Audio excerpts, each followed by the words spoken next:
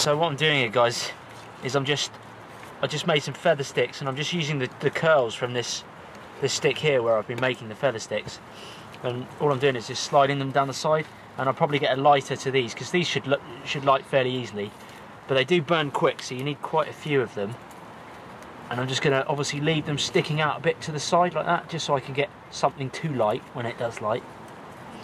And the idea is that if you slide them down to the bottom, the flame tends to burn upwards and down as well, obviously, but by burning up it then can burn the top of this, and we actually get a flame itself coming out the top of the Swedish Firetorch.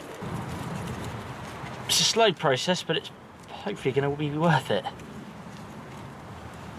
Well, guys, just got a normal lighter here. It's been raining so much, so I'm not going to bother with doing any fire steel, bow drill, hand drill, all that sort of stuff. We just want to get this going, really. So, with a bit of luck, it's very damp, but one would hope that these curls will get inside there and light the other curls that I've buried. I absolutely have never done this before, so who knows, guys, what can happen. It's going. I think we may have it. Just need this, maybe this opposite side to help. It's the wind side. It's the windward side's the one that's lit. Come around here, guys, you can see it. Yeah, look at that. It's That's just the wind, slight the draft coming through to this angle in that split.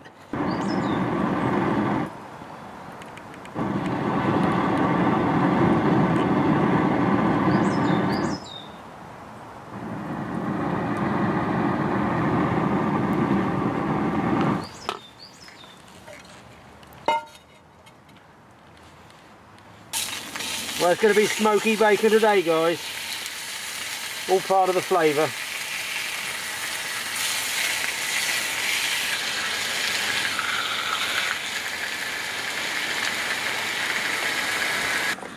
Guys, you can do this at home if you wanted, you know, just crack it in and mix it all up and just bring the mix with you. You don't have to do it here. We have, because we're in a rush to come out trying to beat all this rain. But you can see it's much easier if you did this back in the confines of your kitchen. Right, with the salt and pepper. A little tad of salt in there.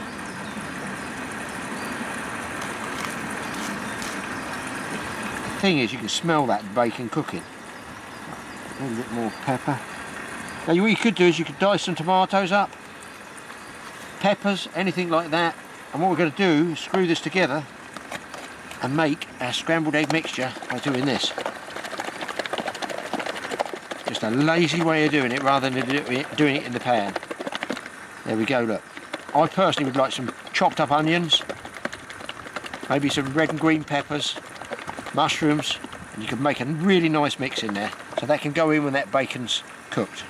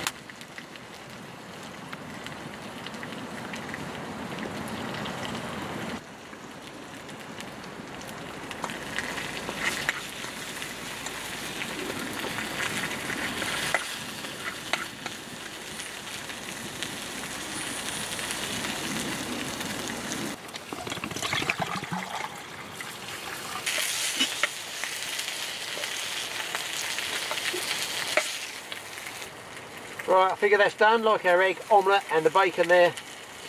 And I got a billy can with some water, I'm going to boil up for a cup of tea. Good old English tea, you can't beat it.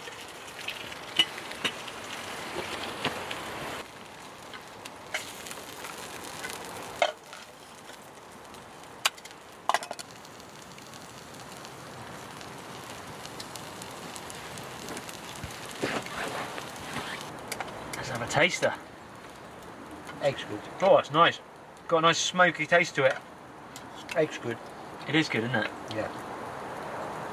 Mmm. Next time I'm definitely going to put more spices in that shake up of that egg container. That is definitely the way forward. And some more tomatoes and mushrooms would be good. Yeah, I think so, yeah. Like an omelette, really, bacon an omelette.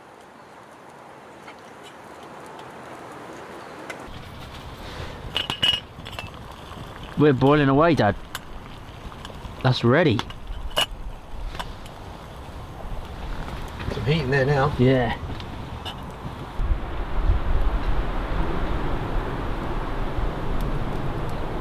Well, that was lovely, tasty bit of bacon and egg there. We've got some feedback on our first Swedish Firetorch.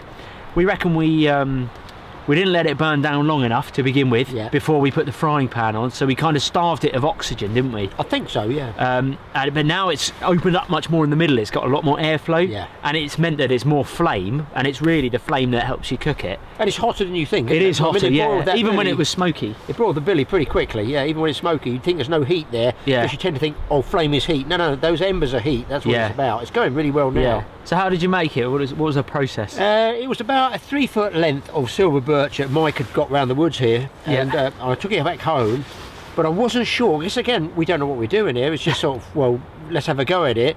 But I didn't fancy cutting, say, a 15-inch section off and then trying to chainsaw that. I wanted the whole section, so I put it on the ground and I staked it either side, put a rope around it so it's rigid vertical, and then, because look, you know, we're not lumberjacks, we don't use chainsaws every day, and then I cut down into it. But what I did find is you've got to rock the chainsaw one side then the other to put like a point on it. Look, I do plenty of chainsawing, but with an electric chainsaw. I try and put a pyramid on it, cut down, cut down, cut down, rather than just a straight wide, 10-inch wide cut all the way down. So that's how I did it. Maybe my mistake, I mean, look at that, that's what, it's 3 times as wide as a cut I made. It's going really well. So I figure maybe I should have used thicker cuts, double the width of cut on my chainsaw blade, so that more oxygen can get in there. We're learning as we go along. Yeah. Then what I did, once I obviously cut the sections into it, then I could put it into my sawhorse, and it's long enough still. I didn't want to use a short piece in case it kicks back off the saw. Put it into the sawhorse I had there, and then I can cut my actual section off. So I cut the cuts down about 2/3 of the way down, and then the end section was just plain wood. So having seen how wide that cut was, I mentioned earlier, the one I did see another one, and it was completely cut all the way through, and then had a wire around the back so that you could open it out. I figure if we do another one, I've already made about 4 or 5 with the fixed cuts in it, make another one, I figure we'll do the full split and then rewire it, maybe something like something different. Coat hanger wire, but then it can open out a little bit. Yeah, you can almost manually open it as well. But I mean, it's a way now, it's roaring now, yeah. It's definitely a time thing. I'm really quite impressed with them. Yeah. And you can feed some more kindling inside, can't you? Yeah, you can keep feeding it. That's what's quite feeding it. It's its own stove, really. It's like its own wood burning stove. You just How long are they supposed to burn for? I don't know the longest. I think 4 hours. Some people have had them going for about 4 hours. I mean, ours is going well over an hour. It's starting to break down a bit now, but I am impressed with them, and I think the fact that you can make these out in the woods with an axe, really, you can make a crude one by splitting it and using a bit of snare wire or something like that. And the wire wouldn't melt, but it's very efficient, really. It just takes a long time to get that initial burn. It does take. We sort of struggled, didn't we? We got it burning, but then it's smoked again, and you need that embers right down deep, don't you? The deeper the burning is, and the long blowing stick. Yeah, the blow stick. Definitely, that helps to get those embers hot. Well, guys, it's that time of the day where we usually do a bit of theory time, which is generally where we talk about something a little bit wacky, bit out there. Just to get your minds thinking. A lot of the time we focus on the primitive man and primitive topics, but I think Dad's got a good theory today, which actually I can completely back up. Yes. Fire away. It's not a theory. I think it's fact. And it's actually quite worrying, this one. Now, in the UK, I'm not talking of other countries. If there's other countries out there that have noticed this, that maybe are on the same latitude as us, with say Eastern Canada, might have the same weather. I don't know. We seem to have. Well, under attack from ivy. Now, I don't know her name. It's not that type of ivy. We're not under attack by a female ivy. This is ivy the vine. Because we have deciduous ground over here, forest, obviously the leaves come off. That's when you see the ivy, which is an evergreen. It's there all the time. And the last 5 or 6 years, I've really noticed how they're strangling the life out of a lot of our traditional oak trees. Okay, Mostly oak, isn't it? It's mostly oak. Now, since I point it out to people, they go, "Oh my God, you're right." It is true, yeah. But the strange thing is, what happens is that creates a huge wind resistance to being pushed over. We've actually got a film where we can show you, didn't we? We went round and did a bit of filming to show you guys exactly what it's like. Being in the winter, you can see all this. But what I do find curious is it's near roads. It's near anywhere that... It's mostly near pollution, like where there's pollution vehicles. centres. Now, and I know there is a natural vine that tends to grow on oak anyway. I do know that. You think the different species of oak? But no, but it's why does it grow so much near roadsides? Exactly. That's what we're talking about. Is it fueled by carbon pollution monoxide, from the cars? Because you'll think now, when you're driving along the roads, I mean, we're only speaking from the UK here. I don't know what it's like across the rest of the world.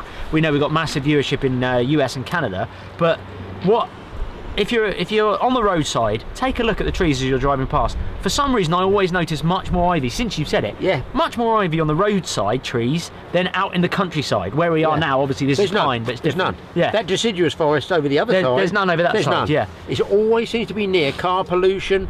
I don't know. Check it out, guys. Let us know what you think. We've got a bit of footage we're going to show you. Have a look at the footage, see what you think about it. And you can see it. There's rows and rows of them smothered in ivy. Yeah. And what they're doing is, unfortunately, in the winter storms, they're taking out our traditional oak trees. Yeah. I don't like ivy. They're killing off our oak trees. So this is what I'm talking about. We're just on a regular open field in England.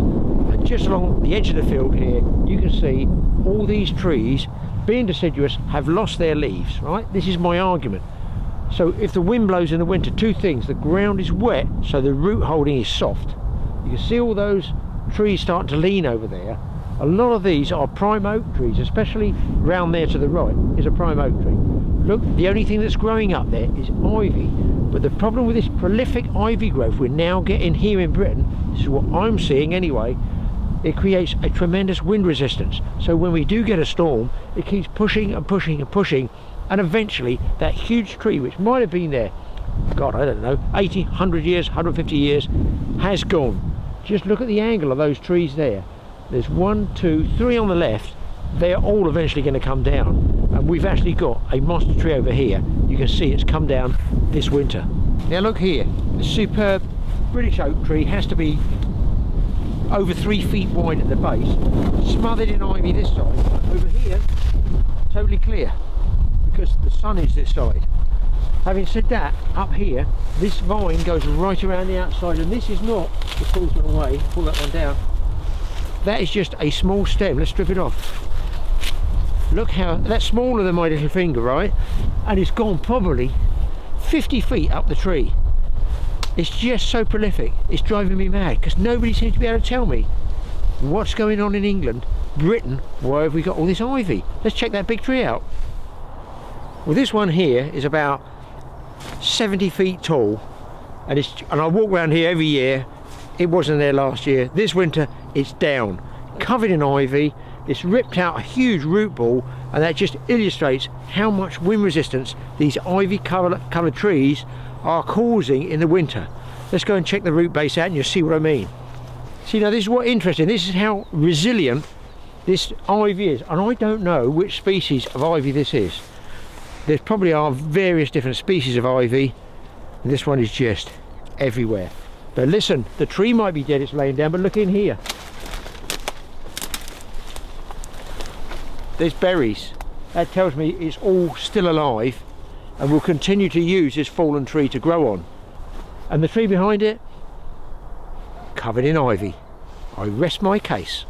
Well, I hope you enjoyed that little bit of footage where we went out and filmed just, well, locally to us really, but it gave you a good impression of the ivy that you can see on the trees, and the scale of it as well, because it was on most of those trees that we did film, and even a down tree we filmed it. Yeah. So you know, it's almost not a theory, like Dad says, it is fact, it's happening. But what is it? You know, maybe you guys know what species of ivy it is, but why roadsides? That's our thing. Why roadsides? And I actually sent a letter to let's say, did you? Yes, I did indeed.